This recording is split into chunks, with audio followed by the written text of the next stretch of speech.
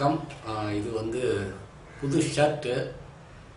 புது ஷர்ட்டு எல்லாருமே எடுக்கிறது தான்டா, நீ என்னடா எதுக்குடா என்கிட்ட காமிக்கிற அப்படின்னு கேட்குறீங்களா? ஒன்றும் இல்லை. போன வாரம் ஞாயிற்றுக்கிழமை ஒரு தம்பி ஒருத்தருக்கு ஆக்டிங் கிளாஸ் முடிஞ்சுது. ஒரு மாத கோர்ஸ் 25 நாள் படித்து முடிச்சுட்டு கடைசி நாள் திடீர்னு காலையில் கிளாஸ் அட்டன் பண்ணிவிட்டு பையிலேருந்து சார் இது என்னுடைய ப்ரெசண்ட்டாக இருக்கட்டும் அப்படின்னு சொல்லிட்டு கொடுத்தா. அப்படி இது வரைக்கும் 4 தம்பிகள் வந்து இந்த 3 மாதத்தில் வந்து 4 பேர்த்துக்கு கிளாஸ் எடுத்திருக்கேன். இந்த 4 பேருமே வந்து ஒவ்வொருத்தரும் ஒவ்வொரு மாதிரி ப்ரெசென்ட் பண்ணாங்க, பேனா புக்ஸு அந்த மாதிரி. நான் சரி வேணாம் அப்படின்றது எதுக்குடா இவங்களுக்கு செலவு வச்சுக்கிட்டு அப்படின்னு சொல்லிட்டு இது ஆக்டிங் கிளாஸு ஃபீஸ் வாங்கிட்டு தான் பண்ணுறேன். நான் சேனலில் பேசுகிறது வந்து ஃப்ரீயாக நான் உங்களுக்கு டிப்ஸு, ஒரு ஆக்டிங் நீங்கள் இதுக்கு போனீங்க, ஆடிஷன் போனீங்கன்னா என்னென்ன எதிர்பார்ப்பாங்க இதெல்லாம் வந்து சொல்லிகிட்ருக்கேன். கிளாஸுக்கு ஃபீஸ் வாங்கிட்டு தான் இருக்கேன். இருந்தாலும் அவன்கிட்ட எதுக்கிட்ட நம்ம இதெல்லாம் இது பண்ணிக்கிட்டு அப்படின்ற மாதிரி தோணுச்சு. இவன் பார்த்தா கிளாஸ் முடிகிறப்ப எனக்கு ஒரு ஷர்ட்டு வாங்கிட்டு வந்து இருந்தாங்க சார், என்னுடைய நினைவாக இருக்கட்டும் அப்படின்னு சொன்னான். பட் ஒரு சாதாரண ஷர்ட்டு ஒரு 500 400 சம்திங் அவ்வளோதான் இருக்கும்னு நினைக்கிறேன். டக்குன்னு வாங்கி கொடுத்த உடனே குழந்தைகளுக்கு பொம்மையோ கேக்கோ ட்ரெஸ்ஸோ வாங்கி கொடுக்குறப்ப ஒரு சந்தோஷம் இருக்குல்ல, அந்த மாதிரியான ஒரு மகிழ்வு. அதே மாதிரி தான் புக்ஸும் வாங்கிட்டு வந்து கொடுக்குறப்ப டக்குன்னு வாங்கிட்டு வந்து நம்மக்கிட்ட சொல்லாமல் போய் வாங்கிட்டு வந்து கொடுத்தாங்க தம்பிங்க. அந்த மாதிரியான ஒரு விஷயம் நடந்துச்சு.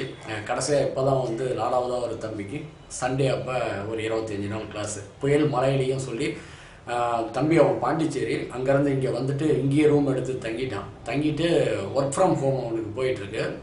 ஈவினிங் மதியானம் 4 மணிலேருந்து நைட் 2 மணி வரைக்கும் ஒர்க்கு முடிச்சுட்டு தூங்கிட்டு காலையில் ஒரு 9:30 10 மணிக்கு வரும். அப்படி 10லேருந்து 11:30 12 வரைக்கும் அப்படி கிளாஸ் போயிட்டுருக்கோம். இப்படி தான் நடந்துச்சு. அங்கேருந்து வந்து இங்கே மேன்சனில் தங்கிறதுக்கு ஒருத்தர் வேலை பார்க்க டிஸ்டர்பாக இருக்குன்னு சொல்லிட்டு 6000 ரூபாய் கொடுத்து ஒரு மாதத்துக்கு அப்படின்ட்டு. இதே ஷேரிங் அப்படின்னா 3000 ரூபா தான் வரும். வந்து தங்கிட்டு அப்புறம் எனக்கான இதுவும் ஃபீஸு இதெல்லாம் கொடுத்துட்டு ஒரு மாதம் இருந்துட்டு தான் போனேன். இப்படி ஒரு விஷயம் நடந்துச்சு, அதான் உங்ககிட்ட பகிர்ந்துக்கலாம் அப்படின்ட்டு. ஓகே, நான் வெங்கட். இந்த ரோலிங் சார் சேனலில் வந்து ஆக்டிங் டிப்ஸ் பற்றி பேசிகிட்டு இருக்கோம். இந்த வீடியோ முதல்ல பார்க்குறவங்க ஃபுல்லாக முழுக்க வீடியோ பாருங்கள். அப்போ தான் இந்த சேனலுடைய இது என்ன, நம்ம இது வரைக்கும் என்ன பேசிகிட்டு இருக்கோம் அதெல்லாம் உங்களுக்கு தெரியும். ஆக்டிங் கிளாஸ் எடுத்துகிட்டு இருக்கு, டைரக்ஷன் கோர்ஸ் பண்ணிகிட்ருக்கேன். இதற்கான ஃபீஸ் எவ்வளவு, எத்தனை மாதம், எத்தனை கிளாஸு, டைமிங் என்ன, இந்த டவுட் எல்லாம் உங்களுக்கு இருக்குது அப்படின்னா மெயில் ஐடி, இன்ஸ்டாகிராமுடைய லிங்க்கு 2 டிஸ்கிரிப்ஷனில் இருக்குது. நீங்கள் அதில் வந்து உங்கள் ஃபோன் நம்பரை போட்டு விடுங்க. என்ன டவுட் நான் திரும்ப கூப்பிட்றேன், என்னான்ட்டு பேசலாம். போடுறப்ப ஆக்டிங் கிளாஸு இல்லை டைரக்ஷன் கோர்ஸ் என்னான்ட்டு போட்டு விடுங்க. இது வந்து சென்னையிலன்றது இல்லாமல் ஆன்லைன்லேயும் நான் பண்ணிகிட்ருக்கேன். ஏன்னாக்கா நிறையா பேரால் படிச்சுட்டு இருக்கிறவங்களாம் வர முடியல அப்படின்ட்டு விருப்பம்னா அதுவும் சொல்லுங்கள். ஆன்லைன் கிளாஸும் நம்ம எடுக்கலாம். அது ஜூம் ஆப்பு இல்லைனா கூகுள் மீட்டு இதில் ஏதோ ஒன்று தான் அது பண்ணலாம் அப்படின்னு சொல்லிட்டு ஓகேனா சொல்லுங்கள், அதை நம்ம பண்ணலாம். சரி, இப்போ நீங்கள் எந்தெந்த மாதிரி ட்ரை பண்ணால் உங்களுக்கான வாய்ப்புகள் கிடைக்கும், எந்தெந்த மாதிரி டார்ச்சர் பண்ணால் உங்களுக்கு வர வாய்ப்புகள் போகும் அப்படின்றத பற்றி தெளிவாக பார்த்துட்டீங்க அப்படின்னா உங்களுக்கு அதை புரிஞ்சிடும். ஒருத்தரை வந்து ரொம்ப டிஸ்டர்ப் பண்ணாமையும் உங்களுக்கான வாய்ப்பு வந்து விலகி போகாமையும் நீங்கள் பார்த்துக்கலாம். இப்போ என்ன அப்படின்னா, ஒரு ஆடிஷன் நீங்கள் அட்டன் பண்ணிட்டீங்க, கேள்விப்பட்டீங்க, கேஸ்டிங் கால் போட்டிருந்தாங்க, போனீங்க, ஆடிஷன் அட்டன் பண்ணோன்னா உங்களோட 20 பேரோ 30 பேரோ 40 பேரோ 50 பேரோ ஏதோ ஒரு ஆளுங்க வந்திருந்தாங்க. ஆடிஷன் எல்லாம் அட்டன் பண்ணி போயிட்டுருக்கிறப்ப இப்போ நீங்கள் அவங்ககிட்ட நம்பரெல்லாம் ஏதாவது கேட்டிங்கன்னா தரமாட்டாங்க, பீனிங்கில், ஏன்னாக்கா தொந்தரவாக இருக்கும் அப்படின்னு சொல்லிட்டு. சரி அப்படின்னு சொல்லிட்டு இப்போ அந்த 40 பேர், உதாரணத்துக்கு ஒரு 50 பேர் அன்றைக்கி ஆடிஷனுக்கு போயிருக்கீங்கன்னு வைங்க. இப்போ அதில் வந்து அதை எடுக்கிற கோ டைரக்டரோ அசோசியேட்டோ அசிஸ்டன்ட் டைரக்டரோ அதெல்லாம் பார்த்துட்டு ஃபில்டர் பண்ணுவாங்க. ஃபில்டர் பண்ணிவிட்டு ஒரு 10 பேர்த்துக்குள்ளே ஏதோ ஒரு நம்பருக்குள்ளே கொண்டு வருவாங்க, இல்லை 15 பேர் இந்த மாதிரி, இல்லை 5 பேர்த்துக்குள்ளே கூட கொண்டு வரலாம். ஏதோ ஒரு நம்பர் கொண்டு வந்துட்டு அவங்கள திரும்ப கூப்பிடுவாங்க. திரும்ப கூப்பிட்றப்ப நீங்கள் போகிறீங்க, போயிட்டு அது எப்போ கூப்பிடுவாங்கன்னு தெரியாது. நீங்கள் ஒரு வேளை மண்டே போய் ஆடிஷன் அட்டன் பண்ணிட்டு வரீங்க, அட்டன் பண்ண உடனே அடுத்த நாளே செவ்வாய்க்கிழமையே கூப்பிடலாம், இல்லை ஒரு நாள் விட்டு புதன்கிழமை, இல்லை வெள்ளிக்கிழமை, இல்லை அதற்கு அடுத்த வாரம் கூப்பிடலாம், இல்லை அடுத்த மாதம் கூப்பிடலாம், இல்லை 3 மாதம் கழிச்சு கூட கூப்பிடலாம். இது உங்களுக்கே தெரியாது, ஏன்னா மார்ச்சில் போய் அட்டன் பண்ணிட்டு வந்தால் ஜூலையில் கூப்பிட்றாங்க, ஆகஸ்ட்டில் கூப்பிட்றாங்க. உங்களுக்கான இது அங்கே ஷூட்டிங் ஏதாவது தள்ளி போயிருக்கும், டேட்ஸ் கிடைக்காம ஏதாவது இதாக இருக்கும், இல்லை பணம் வரதுனால ஷூட்டிங் நிறுத்தி வச்சுருப்பாங்க, இப்படி ஏதாவது ஒன்று நடக்கலாம். அதனால் நம்ம போயிட்டு வந்துட்டோம் அவ்வளோதான் நினச்சிருக்கிற இது வந்து திடீர்னு உங்களுக்கு 3 மாதம் கழிச்சு கூட கூப்பிடுவாங்க, 4 மாதம் கழிச்சு கூட கூப்பிடுவாங்க. நீங்கள் வந்து நம்பிட்டு இருப்பீங்க, இப்போ படம் ஷூட்டிங் ஆரம்பிக்க போகிறாங்க, ஒரு வாரத்தில் ஷூட்டிங்கே நம்மளை கூப்பிட்டுருவாங்கன்னு பார்த்தா கூப்பிட மாட்டாங்க, ஏன்னா வேறு யாராவது செலக்ட் பண்ணி போட்டிருப்பாங்க.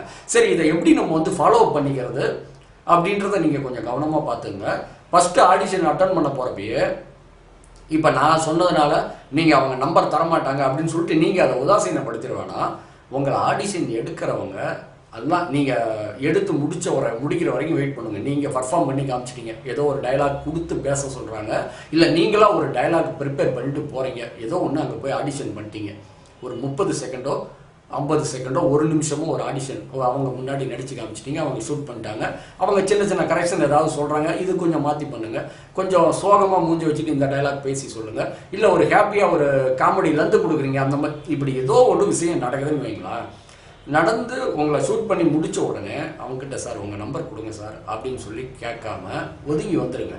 ஒதுங்கி வந்துட்டு இப்போ அவங்க ஆடிஷன் வர எல்லாத்தையும் பண்ணுறாங்க அப்படின்னா அது வரைக்கும் வெயிட் பண்ணுங்கள். உங்களுக்கு நடிக்கணும், முன்னேறணும், டெவலப் ஆகி போகணும் அப்படின்னா வெயிட் பண்ணி தான் ஆகணும். அது 1/2 மணி நேரமோ 1 மணி நேரமோ 2 மணி நேரமோ வெளியே வந்து வெயிட் பண்ணுங்கள்.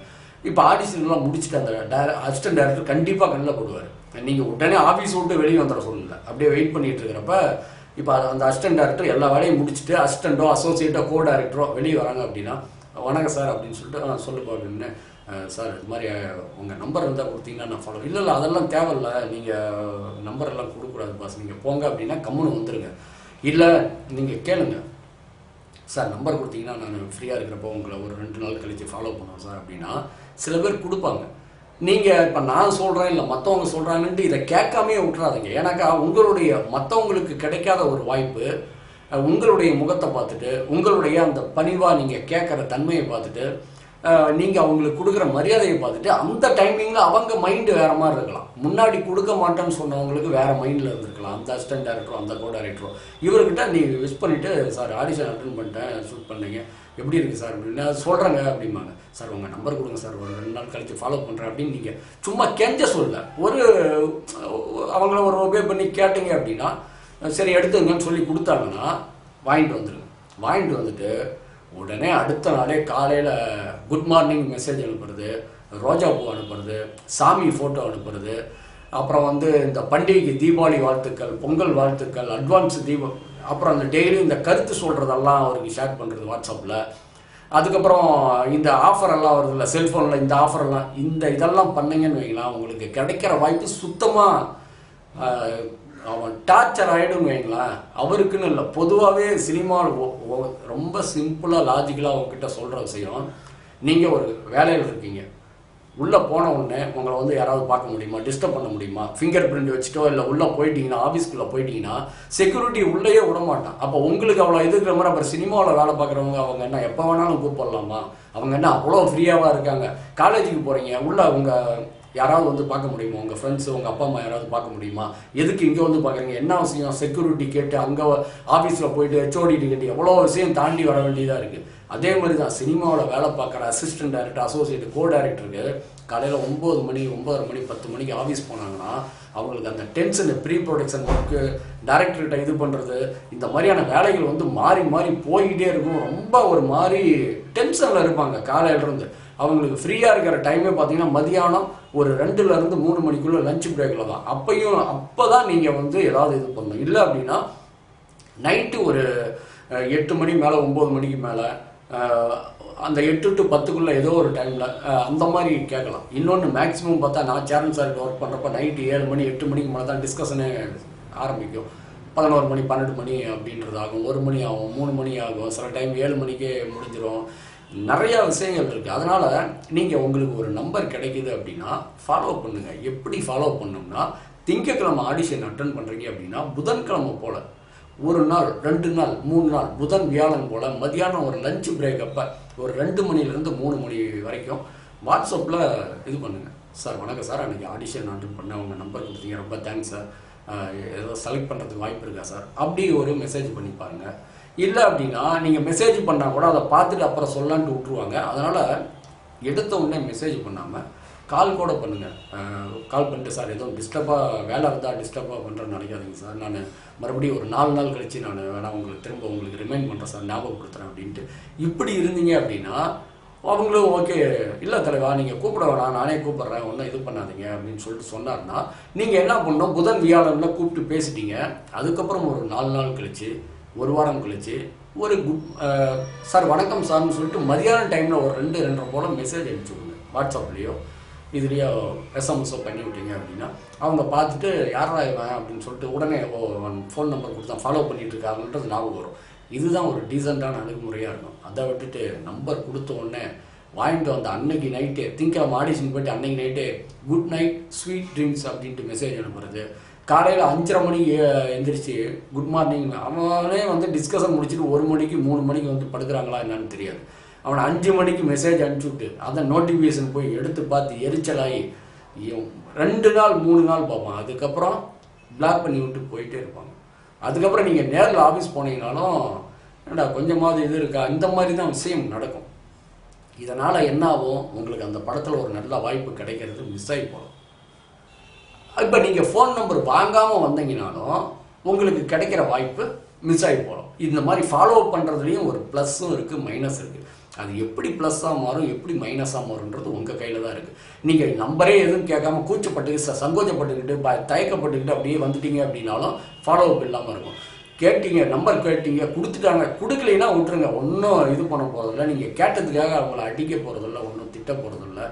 இல்லைங்க நம்பர் கொடுக்கறது இல்லைங்க அப்படின்னு சொல்லி ஏன் கொடுக்க மாட்டாங்க அப்படின்னா, நானே சேரன் சார்கிட்ட ஒர்க் பண்ணுறப்ப காலையில் ரூமில் இருந்து கிளம்புறப்பயே வீட்டிலேருந்து கிளம்புறப்பயே செல்ஃபோனை வைப்ரேஷனில் போட்டு விட்ருவேன்.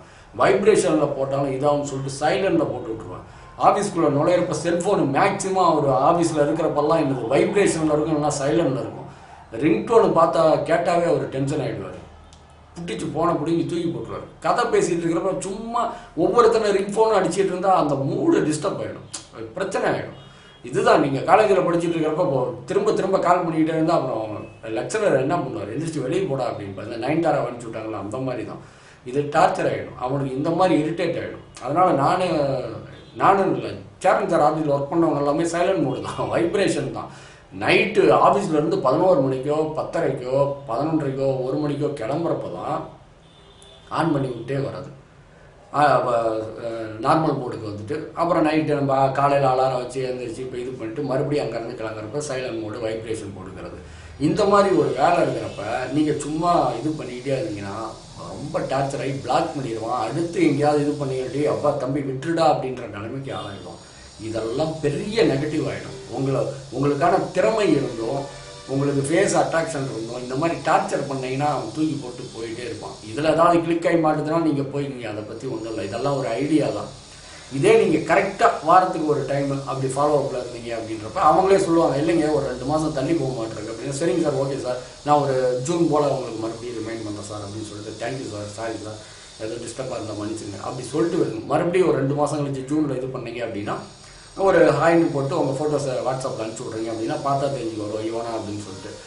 சார் ஏதோ இது இருக்கா, இல்லை இன்னும் ஒரு 2 வாரம் கழிச்சு கூப்பிடுங்க அப்படின்னா, இல்லைங்க அது ஷூட்டிங் ஆள் இது பண்ணியாச்சு, நீங்கள் வேறு ஏதாவது ஃபாலோ பண்ணுங்கள், வேறு ஏதாவது ட்ரை பண்ணுங்கள் அப்படின்னு சொல்லலாம். இல்லை அவர் வேறு யாராவது அவங்க ஃப்ரெண்டு பண்ணுற படத்துக்கு, இல்லை அவர் அடுத்து யாராவது பண்ணுறதுக்கு உங்கள் ஃபோட்டோஸ் அவருக்கு உபயோகப்படலாம். அப்படி ஒரு வாய்ப்புகள் கிடைக்கலாம். அதனால் இதுதான் மைனஸு ப்ளஸ்ஸு.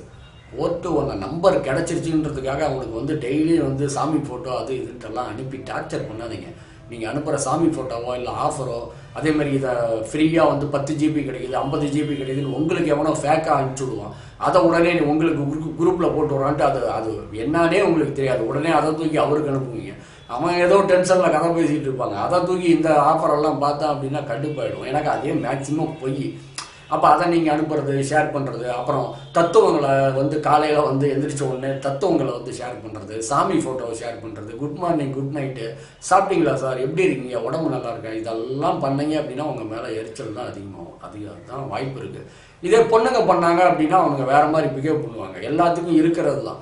பொண்ணுங்க பண்ணால் உடனே சில பேர் இல்லை பல பேர் வழிவானுங்க. சில பேர் வந்து ஏய் என்னடா டார்ச்சர் பண்ணான்ட்டு அதையும் பிளாக் பண்ணிட்டு போராட்டியா இவங்கெல்லாம் இருக்காங்க. வேலை முக்கியம், அவன் டைரக்டர் ஆகணுன்ற ஒரு வேகத்தோடு இருக்கிறவனுங்களுக்கெல்லாம் அப்படி தான் இருப்பானுங்க. அதுதான் விஷயம். அதனால் வீணாக உங்கள் வாய்ப்பை நீங்களே கெடுத்துக்காதீங்க. அதேமாதிரி உங்களுக்கு வர வாய்ப்பையும் நீங்களே இந்த மாதிரி சும்மா டார்ச்சர் பண்ணியும் கெடுத்துக்காதீங்க. அவங்க ஃபோன் நம்பர் வாங்கி ஃபாலோ பண்ணாமையும் கெடுத்துக்காதீங்க. யோசிங்க, நல்ல முறையில் செயல்பட்டு உங்களுக்கான வாய்ப்பை தக்க வச்சுக்கிங்க. அடுத்தடுத்து பயணப்படுவோம். ஓகே, தொடர்ந்து இணைந்து பயணிப்போம் நண்பர்களே, தம்பிகளே. அதே மாதிரி ஓட்டேரி நரிப்பேரில் எழுதுங்க.